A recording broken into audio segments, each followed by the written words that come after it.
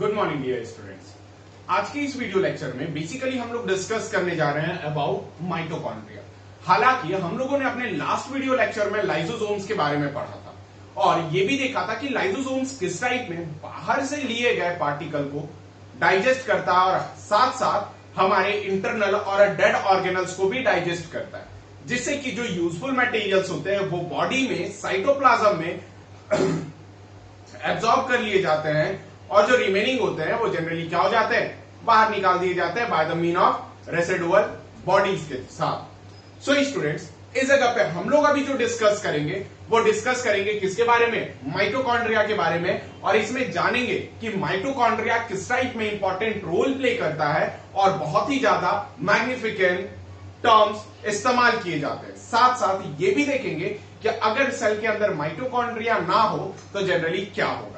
So students, हम लोग start करते हैं माइटोकॉन्ड्रिया। माइटोकॉन्ड्रिया आपको पता है कि ये एक ऐसा है जो बेसिकली क्या करता है, एटीपी का प्रोडक्शन करता है, यानी कहीं ना कहीं एनर्जी करेंसी अगर किसी भी सेल का है वो जनरेट कौन करता है, माइटोकॉन्ड्रिया करता है।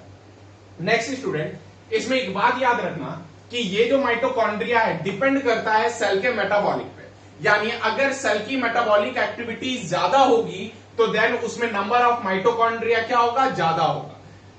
मेटाबॉलिक एक्टिविटीज जिस चीज को अपन सिंपली क्या कर सकते हैं, चयापचय जिसे कहते हैं, यानी कार्य करने की एफिशिएंसी कहते हैं, वो जनरली क्या होता है, मेटाबॉलिक एक्टिविटीज होता है। अब किसी भी सेल का मेटाबॉलिक एक्टिविटी बहुत ज्यादा है, यानी दिन में उसे बहुत ही ज्यादा एटीपी की रिक्वायरमेंट होती है, सो क्या होगा, माइटोकॉन्ड्रिया उसमें ज्यादा होगा। ये आगे चल करके हम लोग एग्जाम्पल में समझेंगे।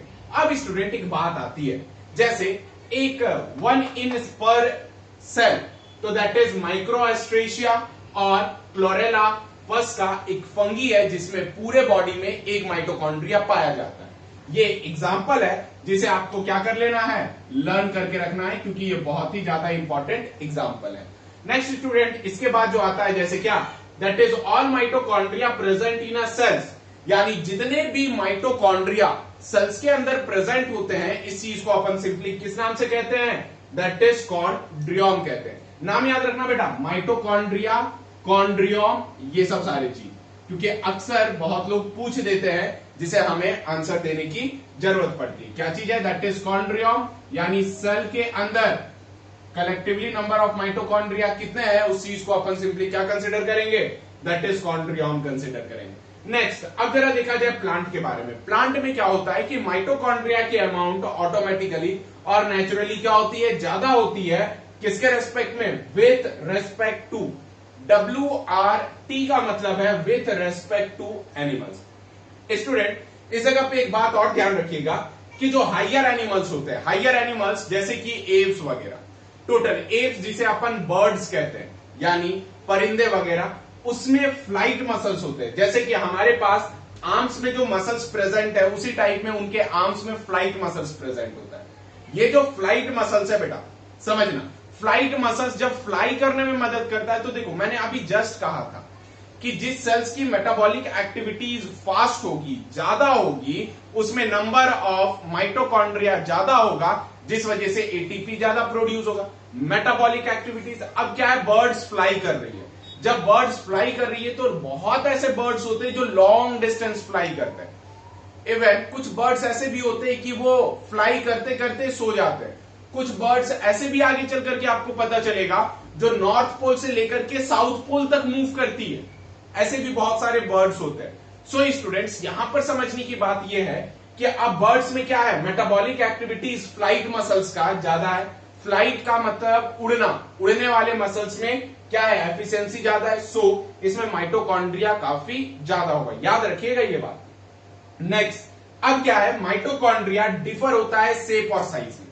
अब बहुत जगह पर क्या है कि सेल के रेस्पेक्ट में माइटोकॉन्ड्रिया की डिपेंडेंसनेस बताई जाती है। सो माइटोकॉन्ड्रिया कैसा होता है, differ in shape and size होता है।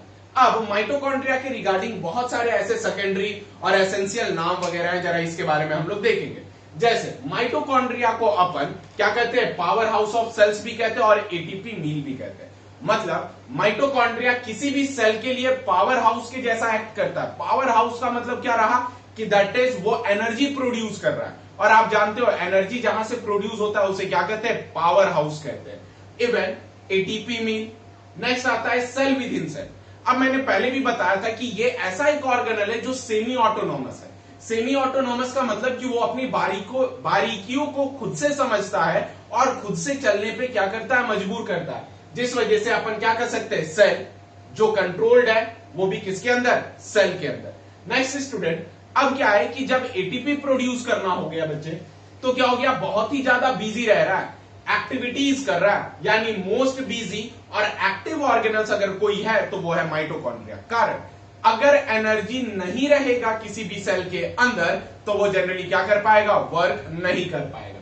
नेक्स्ट आता है that is semi autonomous cell organelles. Semi का मतलब आधा, यानी अपना डिसीजन खुद ले सकता है according to the need, that is उसे क्या कहते हैं, सेमी ऑटोनोमस कहते हैं।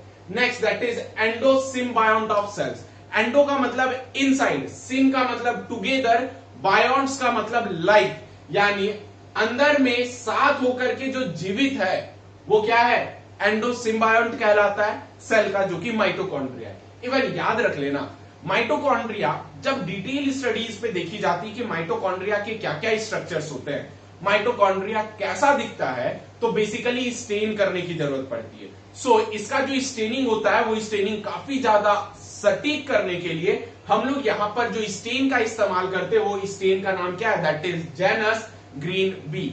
आपको ऑलरेडी मैंने बताया था, स्टेन करना मतलब कलरिंग करना।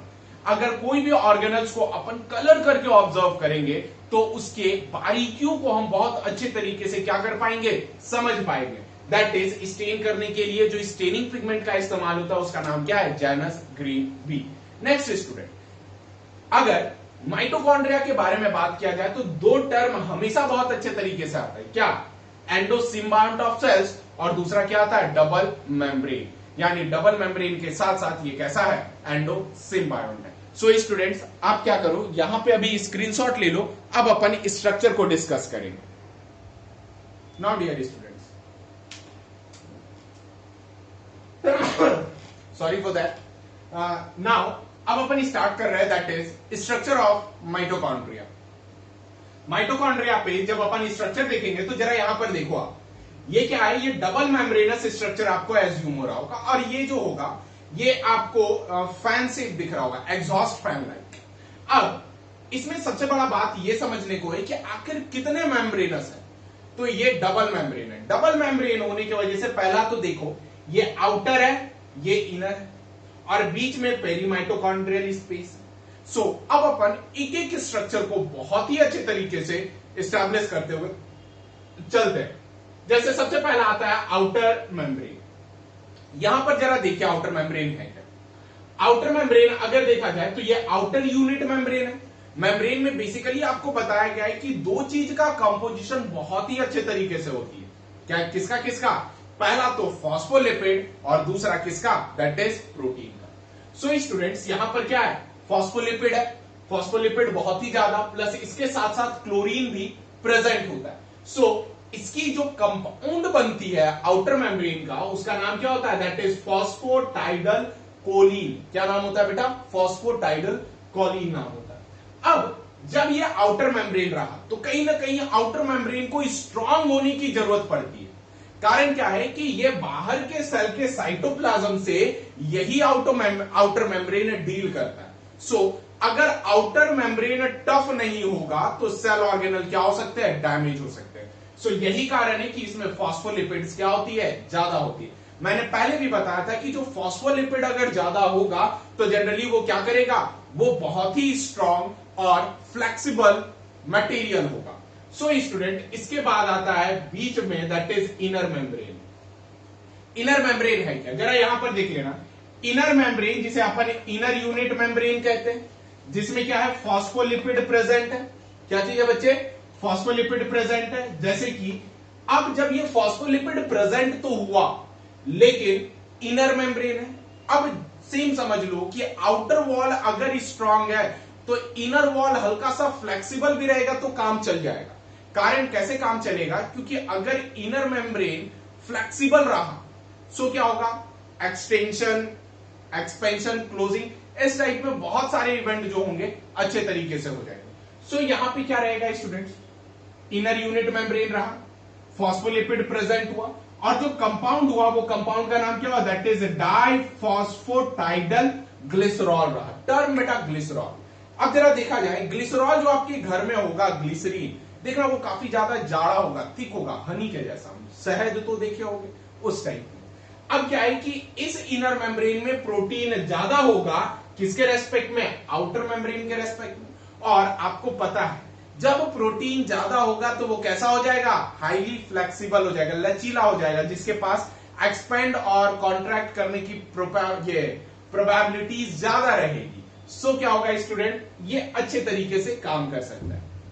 नेक्स्ट, अब जब अपन सेकेंडली बात करते हैं तो अब आउटर और इनर के बीच में जो स्पेस रहता है इसे अपन पेरी माइटोकॉन्ड्रियल स्पेस कहते हैं। क्या कहते हैं स्टूडेंट, पेरी माइटोकॉन्ड्रियल स्पेस कहते हैं। अब ये पेरी माइटोकॉन्ड्रियल स्पेस कहां कहां प्रेजेंट होता है, प्रेजेंट होता है पहला तो आउटर और इनर मेम्ब्रेन के बीच में, कहां कहां स्टूडेंट, आउटर और इनर मेम्ब्रेन के बीच में, और also known as inter membranous space, किसमें, also known as inter membranous space, यानी दोनों मेम्ब्रेन के बीच में जो स्पेस प्रेजेंट है उसे इंटर मेम्ब्रेनस स्पेस कहते हैं।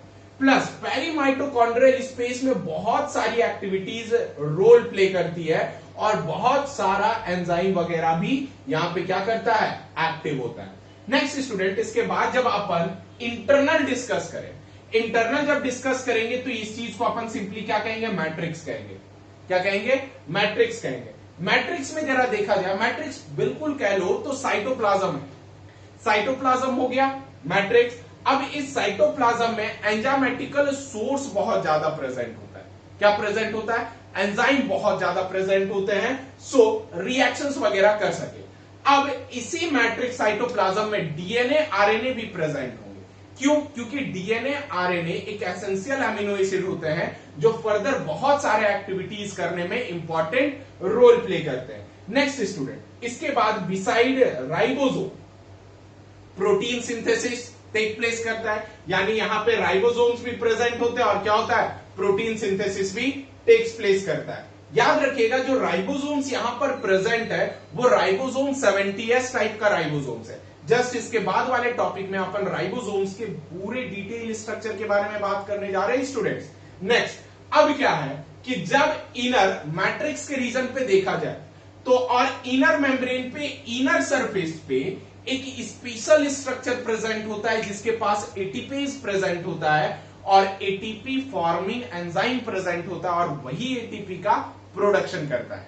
सो उसका नाम क्या होता है, ऑक्सीजोम्स नाम होता है। हालांकि इसे F0, F1 पार्टिकल्स भी कहते हैं।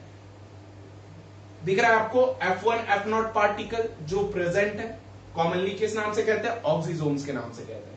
अब इसका दूसरा नाम एलिमेंट्री पार्टिकल्स भी होते हैं। जरा कुछ स्ट्रक्चर इस टाइप का होता है। इधर साइड तो इनर मेम्ब्रेन हुआ, ये F0 और ये क्या हो गया, F1 सब यूनिट हो गया। ये हेड और ये नीचे साइड क्या होते हैं, टेल होते हैं। नेक्स्ट, अब क्या है, ये पूरा स्ट्रक्चर ऑक्सीजोम्स का जो डिस्क्राइब किया गया था वो कौन डिस्क्राइब किया था, दैट इज फ्रेंडेस मॉरन ने डिस्क्राइब किया था स्टूडेंट्स। अब याद रखिएगा इस जगह पे जो F1 है, F1 में ऑक्सीडेटिव फॉस्फोराइलेशन टेक्स प्लेस होता है। क्या होता है स्टूडेंट, ऑक्सीडेटिव ये फॉस्फोराइलेशन टेक्स प्लेस होता है जिसके वजह से एटीपी का फॉर्मेशन होता है। मतलब एडेनिन के हेल्प से ट्राइओस फॉस्फेट ऐड होते हैं, दैट वाई इसका नाम क्या पड़ा, एडिनोसाइन ट्राइफॉस्फेट नाम पड़ा। अब इसमें जो एंजाइम होते हैं ये रेप्लिकेशन में मदद करते हैं। रेप्लिकेशन टर्म जो होता है बेटा वो रेप्लिका से लिया गया है, यानी डुप्लीकेट कॉपी का क्या करना, फॉर्मेशन करना, उसी चीज को अपन क्या कह सकते हैं, रेप्लिकेशन कहते हैं। नेक्स्ट स्टूडेंट, जब इसकी दूसरी कॉपी बन गई यानी रेप्लिकेशन तैयार हो गया तो वो रेप्लिका क्या काम करेगा, वो रेप्लिका जो होगा वो सेम टाइप के दूसरे ऑर्गेनल्स को फिर से फॉर्म करने में इंपॉर्टेंट रोल प्ले करेगा। नेक्स्ट, अब आती है बात ट्रांसक्रिप्शंस की। ट्रांसक्रिप्शंस का मतलब क्या होता है, अक्सर आपने बहुत पुरानी स्टडीज में देखा होगा कि टर्म आता है ट्रांसक्रिप्ट करना, यानी या फिर ट्रांसलेटर रखना या फिर ट्रांसक्रिप्ट करना। ट्रांसक्रिप्ट करने का मतलब होता है कि एक चीज लिखावट को, जैसे इंग्लिश की लिखावट को हिंदी में कन्वर्ट करना, उसे ट्रांसक्रिप्ट कहते हैं। मतलब कि अब जो डीएनए की चेन में जो भी अमीनो एसिड है उसे देख करके आरएनए का सिंथेसाइज करना और आरएनए से प्रोटीन बनाना, ये पूरे एंटायर इवेंट को अपन क्या कहते हैं, ट्रांसक्रिप्शन कहते हैं। नेक्स्ट स्टूडेंट, इसमें जो एंजाइम प्रेजेंट होते हैं वो डीएनए पॉलीमरेज, डीएनए का मतलब आपको पता है, और पॉलीमरेज का मतलब होता है मल्टीपल कॉपी बनाने की एफिशिएंसी रखने वाला। नेक्स्ट होता है दैट इज आरएनए पॉलीमरेज, और ये आरएनए पॉलीमरेज जो होते हैं वो बेसिकली क्या करते हैं, आरएनए की मल्टीपल कॉपीज बनाने में मदद करते हैं। फर्दर ये जो भी चीजें हैं डीएनए पॉलीमरेज और आरएनए पॉलीमरेज, ये कहां पे पाए जाते हैं, तो माइटोकॉन्ड्रियल मैट्रिक्स में, यानी इस रीजन में सबसे ज्यादा पाए जाते हैं स्टूडेंट्स। अब बात करते हैं अपन माइटोकॉन्ड्रियल डीएनए के बारे में। देखो ये जो डीएनए है, डीएनए में क्या है कि 1% ऑफ डीएनए ऑफ सेल्स, मतलब माइटोकॉन्ड्रिया जो है, माइटोकॉन्ड्रियल डीएनए, टोटल सेल का 1% डीएनए इस माइटोकॉन्ड्रिया में लोकेटेड होता है और प्रेजेंट होता है। और ये किस में रिच होता है, रिच होता है दैट इज जीसी कंटेंट में, यानी ग्लाइसिन और साइटोसिन कंटेंट में रिच होता है। नेक्स्ट स्टूडेंट याद रख लेना, इसी के वजह से इसे क्या कहते हैं, सेमी ऑटोनोमस कहते हैं। क्या कहते हैं, सेमी ऑटोनोमस ऑर्गेनल्स के तौर पर इसे अपन क्या करते हैं, कंसिडर करते हैं। फर्दर अब इसके बाद देखा जाए कि अब ये जो इनफोल्डिंग है अंदर में, ये इनफोल्डिंग का नाम क्या है, क्रिस्टे नाम है। इसी क्रिस्टे के ऊपर ऑक्सीजोम्स, एलिमेंट्री पार्टिकल या F1 F0 पार्टिकल्स प्रेजेंट होते हैं। ये क्रिस्टे इनर मेम्ब्रेन इनफोल्डिंग होता है, जिसमें मेटाबॉलिक एक्टिविटीज क्या होती है, काफी ज्यादा इंक्रीज होता है, इसे अपन क्रिस्टे कहते हैं। फर्दर क्या है, इसमें जो इनर मेम्ब्रेन है, इनर मेम्ब्रेन में नंबर ऑफ इलेक्ट्रॉन काफी ज्यादा प्रेजेंट होते हैं, जिस वजह से क्या रहता है कि कैरियर अरेंज होता है डेफिनेट सीक्वेंस में, यानी प्रॉपर और डेफिनेट सीक्वेंस में प्रेजेंट हुआ, जिसके वजह से ये बेसिकली क्या करता है, इलेक्ट्रॉन ट्रांसपोर्ट सिस्टम के फॉर्मेशन में काफी ज्यादा इंपॉर्टेंट रोल प्ले करता है। नेक्स्ट, ये इलेक्ट्रॉन ट्रांसपोर्ट सिस्टम फर्दर हम लोगों को इलेक्ट्रॉन एक मेम्ब्रेन से निकल करके दूसरे मेम्ब्रेन तक जाता है, और वही इलेक्ट्रॉन बेसिकली क्या करता है, एटीपी का फॉर्मेशन करता है। सो स्टूडेंट्स, ये तो पूरे डिटेल्ड स्टडी किसके बारे में रहा, ये एंटायर और डिटेल स्टडी आपका माइटोकॉन्ड्रिया के बारे में रहा। सो स्टूडेंट्स, यही तक हमारा आज का वीडियो है। सो आपसे रिक्वेस्ट है कि जो भी इस वीडियो को देख रहे हैं वो बहुत ही बेहतरीन तरीके से माइटोकॉन्ड्रिया को पढ़ ले, एनसीईआरटी के दिए गए कंटेंट को पढ़ ले। जब ये सारे कंटेंट्स प्रेजेंट हो जाएंगे सो आपके लिए काफी यूजफुल होगा। सो ध्यान रखिएगा कि एनसीईआरटी नीट के लिए बहुत ही ज्यादा इंपॉर्टेंट, और कह सकते हैं कि उसके लाइन टू लाइन बहुत ही ज्यादा अच्छे रोल प्ले करेंगे अच्छे मार्क्स को अचीव करने में। सो स्टूडेंट, मैं अपनी लास्ट क्लोजिंग स्टेटमेंट के साथ ये वीडियो को क्लोज करता हूं, और मिलते हैं अपने नेक्स्ट वीडियो लेक्चर्स के साथ। तब तक के लिए stay safe, stay healthy, and thank you for watching.